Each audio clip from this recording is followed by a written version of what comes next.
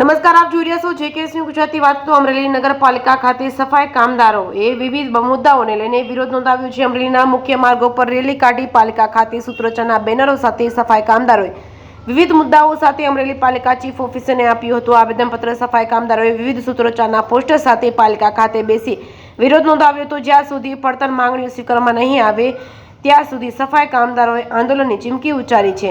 આગામી સમયમાં માંગણી સ્વીકારવામાં નહીં આવે તો સફાઈ કામદારો ગાંધી ચિંધ્યા માર્ગે આંદોલન કરશે. જેકેએસ ન્યૂઝ ગુજરાતી સાથે જૈનિક સોજિત્રા, અમરેલી.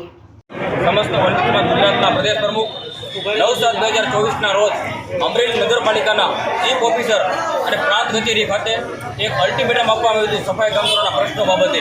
પણ આ નગરપાલિકા ન્યાય આપવાની વાત તો બીજા નંબરની રહી, પણ જે અલ્ટિમેટમ આપ્યું હતું એનો જવાબ આપવામાં પણ નિષ્ફળ ગઈ છે.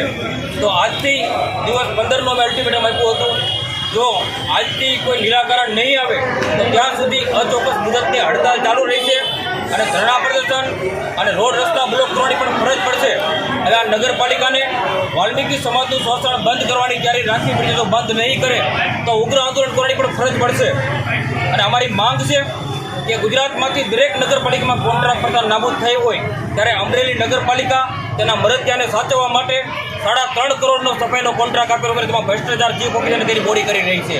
ત્યારે આ કોન્ટ્રાક્ટ પ્રથા એક સુપ્રીમ કોર્ટની ગાઈડલાઈન છે કે આવશ્યક સેવા જે હોય તેને કાયમ માટે જેની જરૂરિયાત હોય તો આવા મુખ્ય વિસ્તારમાં કે જે મુખ્ય માર્ગ હોય ત્યાં સફાઈની કામગીરી કરાવી શકાય નહીં.